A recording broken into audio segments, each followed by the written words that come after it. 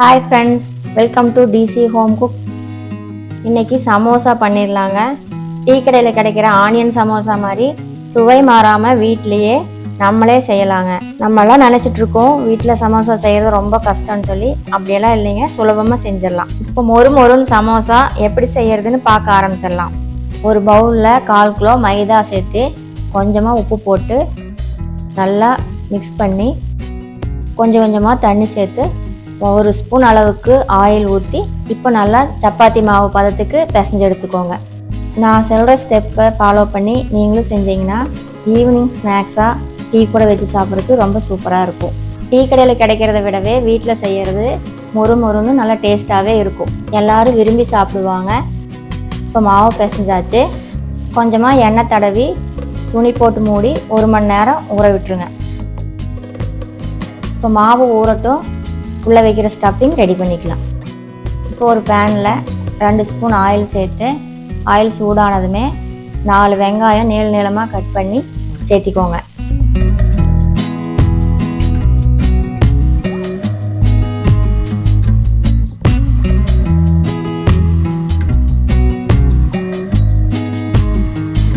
ரெண்டு கேரட் எடுத்து ரவுண்டாக கட் பண்ணி கூடவே சேர்த்து நல்லா வதக்கி விட்டுக்கோங்க. வெங்காயம் கண்ணாடி பதம் வர வரைக்கும் வதக்கலாம் போதுங்க, ரொம்ப வேக வைக்க வேண்டியதில்லை. பச்சை மிளகாய் 1 கட் பண்ணி சேர்த்திக்கோங்க. மிளகாய்த்தூள் 1 ஸ்பூன், கரம் மசாலா 1/2 ஸ்பூன், சீரகத்தூள் 1/4 ஸ்பூன், உப்பு தேவையான அளவு சேர்த்து பச்சை வாசனை போகிற அளவுக்கு நல்லா வதக்கி விட்டுக்கோங்க.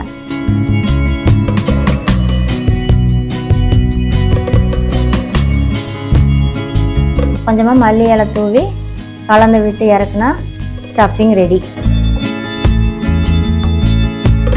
இப்போ மாவு 1 மணி நேரம் ஊறிடுச்சு. இப்போ சமோசா சீட் ரெடி பண்ணிடலாங்க. இப்போ மாவை உருண்டை பிடிச்சி எடுத்து வச்சுக்கோங்க.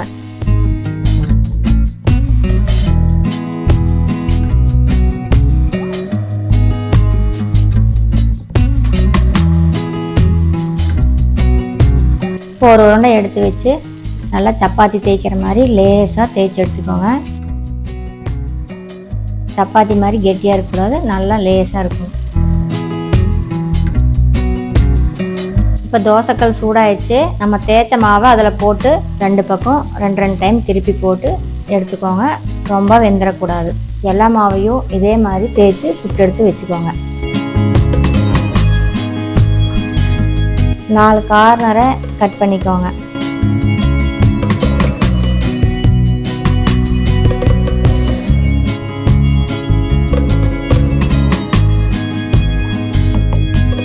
இப்போ இது மாதிரி நடுவில் கட் பண்ணி எடுத்தால் நீளமான சீட் கிடைக்கும்.